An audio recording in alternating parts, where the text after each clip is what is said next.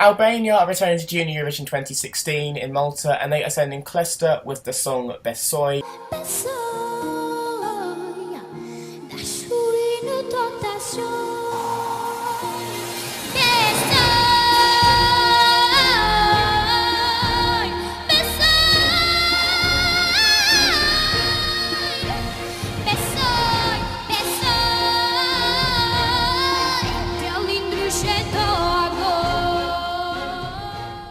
It was the first song actually announced for Junior in 2016.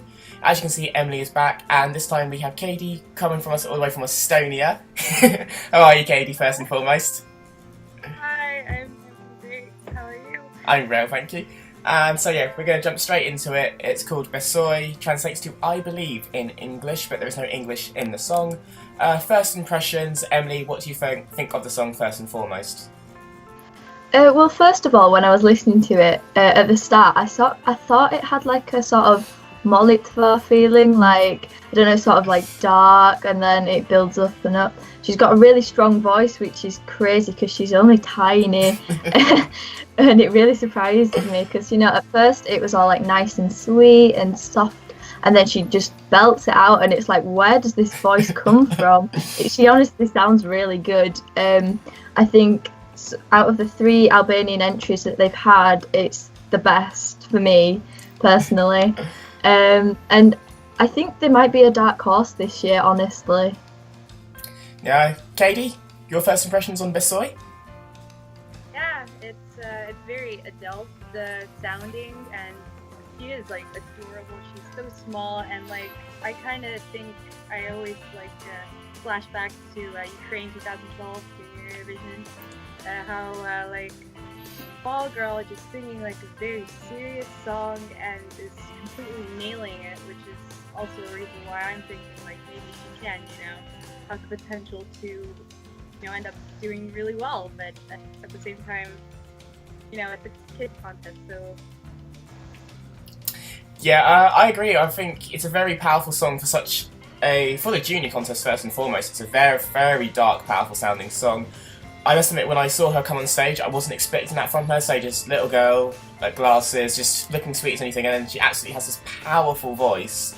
And so she doesn't have a long note once or twice. It's about 5 or 6 times she has to hold really long notes, and she gets it every time. So I'm in agreement with you. This could be a dark horse if she gets it right on the night. With it now going to the jury's votes, there's no public vote. Do you think that will help or hinder Albania this year? Now there's no public say. I'm going to go with probably help, just because I know a lot of juries do like the strong ballad songs as opposed to maybe the kid-sounding songs. But I'm not entirely sure because it's like the first time we've properly seen just a jury thing from Junior Eurovision. I'm not entirely sure. We'll have to wait for the contest, but I think it probably will help, even in the slightest.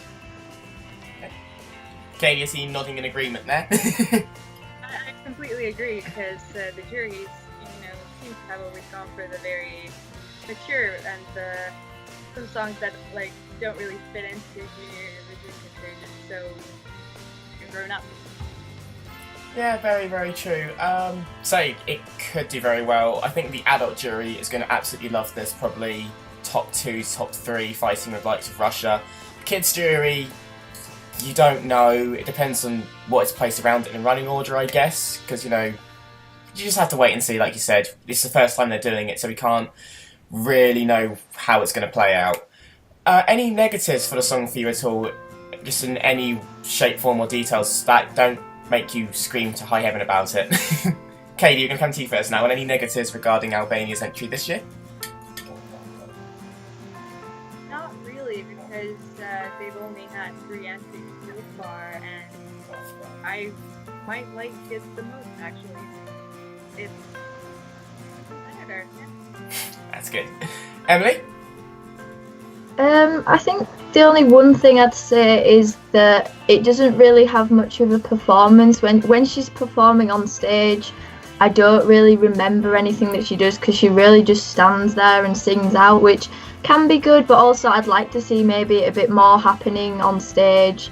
Obviously, the thing that we've seen isn't the final thing, so you know, they might put something in like the backdrop or something like that, just to make it a bit more interesting. But for the song itself, it's completely fine.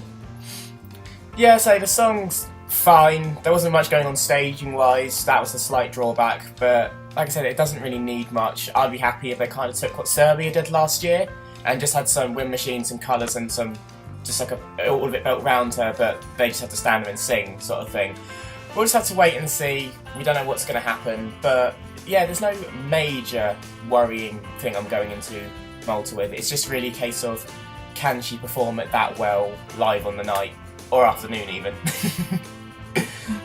And to round this off, what are your marks out of 10 and a prediction of how they're going to do, if you so please? Emily, let's start with you with your score out of 10 on Besoj. Okay, I'm going to give it an 8 out of 10 because it's really good.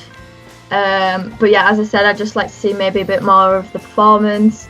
And I think, as I said before, I think it will be a dark horse, and I think it will do a lot better than what people are expecting, because so far I've not really seen much hype about it or anything. I think it will do pretty well, probably top 5 at least.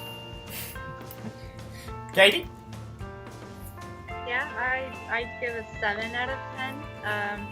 I really like the song, but you know, it's not a winner for me, but it could do well because, you know, the juries seem to have always backed entries like that. But prediction-wise, maybe top 5, but it could be bottom 5 as well. It really just depends on how this works out.